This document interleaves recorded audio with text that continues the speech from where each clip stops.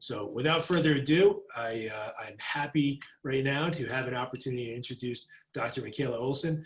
Dr. Mikaela Olsen is very accomplished in her field, and she's going to shed some light on some of the innovations she's and her team at Johns Hopkins have been able to design.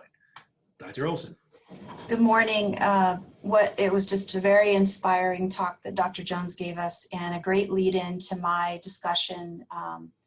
And I want to spend some time talking about innovations in cancer care delivery and some of the unique things that we have been able to do in cancer centers across the country. I speak with many of my colleagues at other institutions, and many of them are doing some of these very similar innovations. I will say, as a little disclaimer, that I started my nursing career as an Army nurse. And I think that being an Army nurse and standing up field hospitals and working in those environments where you're planning for some sort of an emergency or even war, you tend to think outside the box, and you tend to not think about the barriers, but think about the solutions and the way that you can plan for care, especially the way we had to during this pandemic. So for me, it was quite a challenge in the beginning, and I was able to act as the operations chief for our cancer command center, and that really was a very nerve-wracking, scary, stressful time, lots of anxiety, but also I think that our team came together and did things that I look back and can't even believe we did. We knew that the delivery of cancer care during a pandemic, we learned very quickly, was not going to be easy. We had cancer patients that had to continue to receive their treatment. The cancer was not going to stop and wait for this to be over. And we had people that were rapidly progressing or newly diagnosed that needed their cancer treatment. We know that the symptoms and the toxicities of cancer and cancer treatment often resemble the COVID-19 symptoms. So how are we going to keep our staff safe, our institutions safe, but also make sure that we weren't overlooking some important and maybe life-threatening symptoms of the cancer or the cancer treatment? We know that cancer care is best delivered in the cancer center. So one of the initial things that I thought of was we've got to do everything we can to keep our cancer patients in our own care so that they're not constantly going to another location. Because if a cancer patient goes to a location outside of oncology, they may not, the staff may not realize that maybe this is a toxicity related to immunotherapy, or maybe this is a toxicity related to an oncology emergency that they're experiencing because of their cancer. And cancer patients reported a fear of coming to our facilities due to a risk of exposure. We actually saw a lot of that. We had patients calling our nursing triage lines and sending in MyChart messages saying that they were just too fearful to come in, and could they delay their care, their central line flushes, their central line dressings, whatever it was, their hormone injections, because they were just too fearful to come to our hospitals. And we know that patients might not seek medical attention, may delay care, and that can increase the risk of morbidity and mortality. And it's also been published since the pandemic that there was a drastic reduction in patients going for cancer-related screening, colonoscopies and other cancer mammograms, et cetera, drastically reduced numbers of people going to get their normal cancer screening.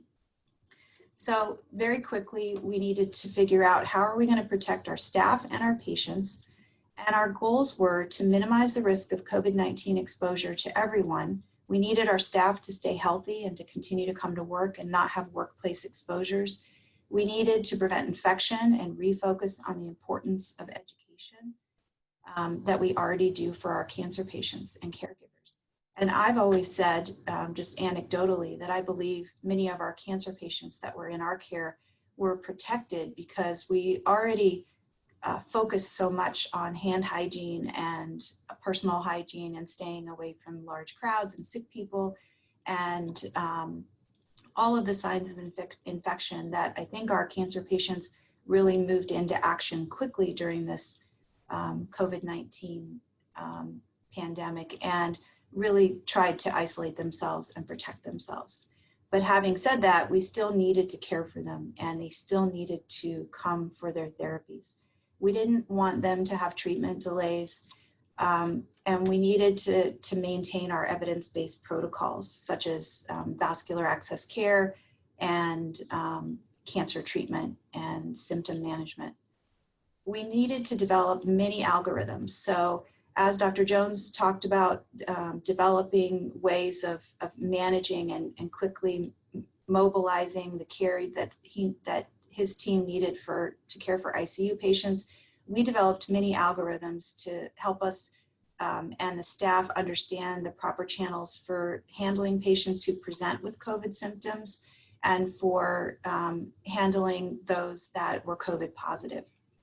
And so I think one of the initial wins was that we had already designated negative pressure rooms in our cancer center, and we used those to help rule out COVID in our cancer patients before sending them off to a biocontainment unit if they became positive.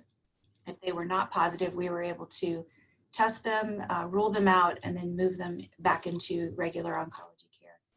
So the testing algorithms that we developed and the pathways were extremely important, and we stood those up very, very quickly in the beginning and had a website for everybody to refer to. We had the help of Dr. Naidoo, which is one of our immune therapy experts, to help us develop a pneumonitis algorithm for a potential COVID-19 patient, which is extremely important that we understand the care of pneumonitis in the setting of a patient with COVID-19. We developed screen positive workflows, pathways for re-entry of oncology patients that were COVID positive or PUIs, and then COVID-19 pre-screening for our donor and transplant recipients. That was done by our clinical nurse specialist in our transplant program and helped to maintain our transplants during this period for patients that really needed to go through bone marrow transplant despite the pandemic.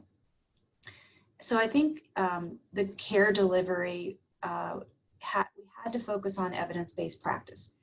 And we had to maintain the highest standards during the pandemic.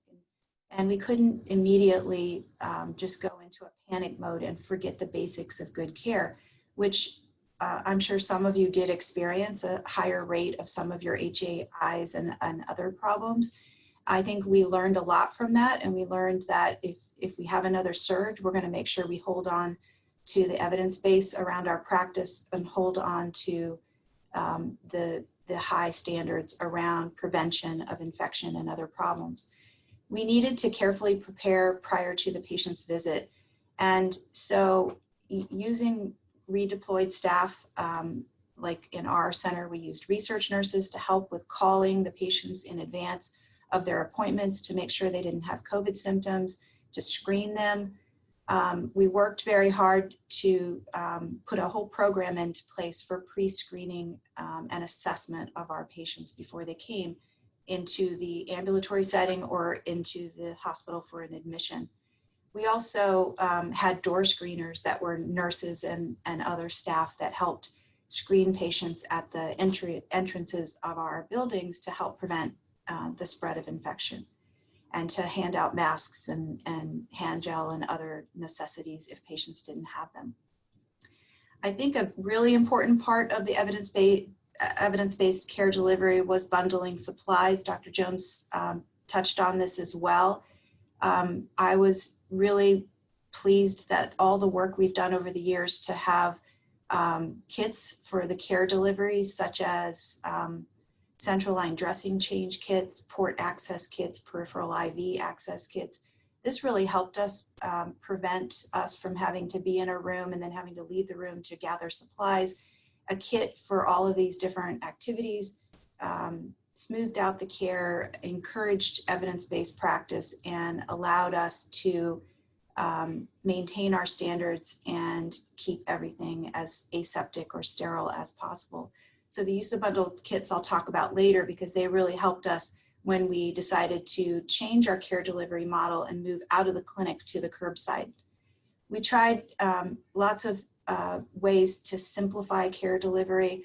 Dr. Jones also spoke about using ECG technology to confirm tip location. We had already implemented that years ago in our Oncology Center for our PICC line insertions. I have to say that was just phenomenal to see the benefits of that during a pandemic, not having to send the patient to get a radiography, an image to confirm tip location, and then only to find that a quarter of them were malpositioned and you had to reposition and get another x-ray. So not having to do that was really, really key.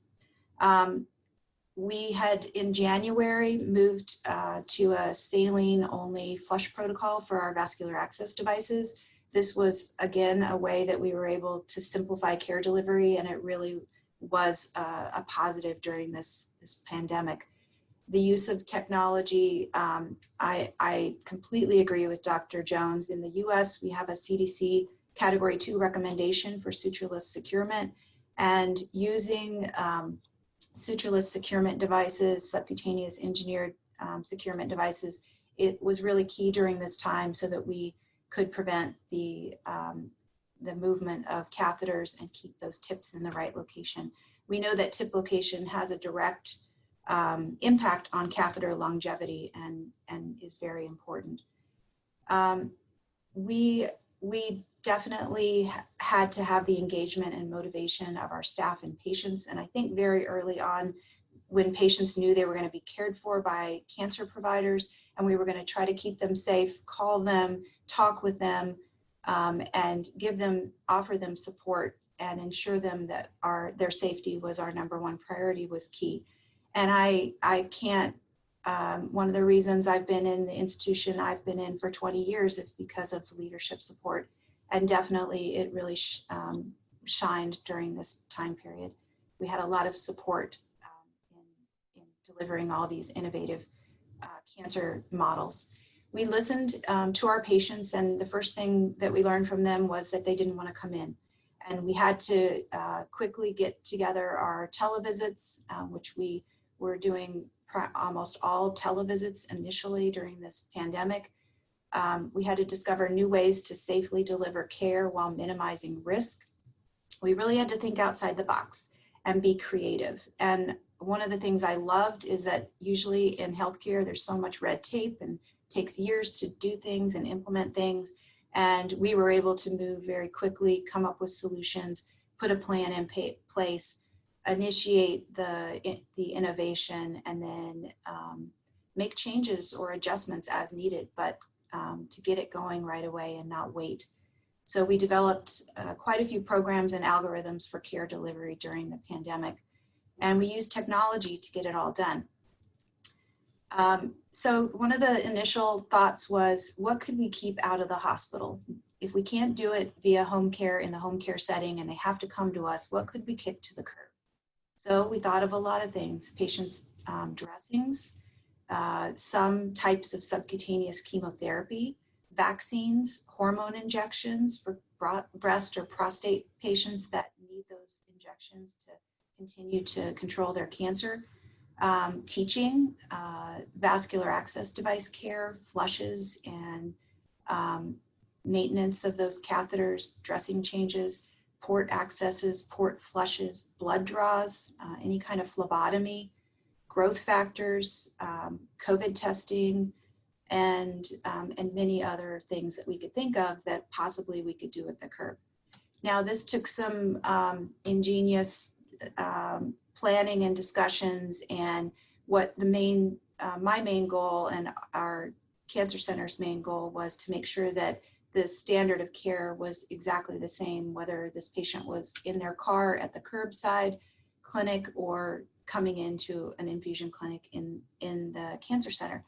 These appointments are 15 to 30 minutes long. They've drastically decreased our waiting room volumes. They've led to caregiver satisfaction because the caregiver doesn't have to leave the patient during their treatment. The caregiver can also be in the car.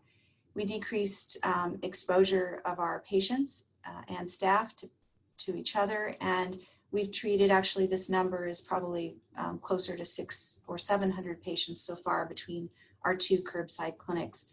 And we've had just nothing but wonderful feedback from our patients, and the staff that work in these clinics really enjoy their work. It can get a little hot on some days, and in March and April it was a little cold on some days, but the staff have really embraced this, and the weather didn't really stop us. We had a lot of interprofessional collaboration, which was key, with our pharmacy colleagues, our physicians, our phlebotomists, security, and I can't even think of a negative thing that has happened. This has just been extremely helpful. You can see all the technology that we used to set up the curbside clinic: computers, barcode technology, a wristband printer, everything that you would need to administer this care in the building is also at the curbside. We do have a little room right off the curb where if people are getting a gluteal injection or need more privacy, we can bring them in just right off the entrance of the building, so not coming completely into the building. We also engaged our leadership, our law office. Everyone was involved in helping to set up our curbside clinics. Our volumes are growing, and in our heme malignancy curbside clinic, we administer some chemo injections such as Velcade for our multiple myeloma patients, and so we have a scale and vital sign machine and PPE for the nurses handling hazardous drugs, and again, the same standard of care. So our patient requests are increasing. People are asking to have their dressing changes done there, their phlebotomy, their growth factor shots, and it's really here to stay. And it's been a great innovation for us. Patients keep asking us, you're not gonna stop this after the pandemic. So it's definitely a convenient, wonderful thing for patients not to have to pay for parking and not to have to come into the building. And we really have on-time appointments. Patients don't have delays. And the other innovation, with the help of my acting director of nursing, Gina Szymanski, who was the brainchild around this, we got facilities involved in turning an old radiology space into an urgent care biocontainment unit.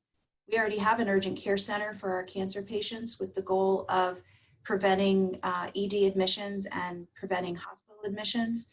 And we took that same concept and put an area next door to it, which was a biocontainment urgent care that had safety officers, transport safety officers, a nurse practitioner or a redeployed oncology physician, a clinical technician to help with blood draws and IVs, and an RN to help care for those patients. We were able to do line insertions in here for COVID positive or PUI patients, do teaching, do provider visits, and also convalescent plasma infusions, bone marrow biopsies, lumbar punctures, paracentesis, any other emergent procedures that needed to be done in somebody that was a PUI or a COVID positive patient. We had color coding on the doors to indicate who was COVID positive and who was being ruled out for COVID to help us maintain infection control principles. So, and we even actually treated some patients in here that were COVID positive that needed their cancer treatment or cancer toxicity treatment, and prevented them from having to go over into another area where there were non-oncology providers to be in a biocontainment unit. So we really needed to use innovation and technology to set up these programs. Honestly, a lot of what we had done around the bundling of supplies and kits and the ECG technology and catheter dressings and securement and preventing blood from being under dressings using technology, all of this really set us up for success during the pandemic. So probably about a month and a half after the curbside clinic got set up and things were really tough and we were all very tired, I was driving home one day and I actually saw a double rainbow. And I don't know how many of you have been able to see one of these. it was the first time in my life I've seen one, and I sort of took it as a sign. And I know that I found this quote on the internet: if you want the rainbow, you have to deal with the rain.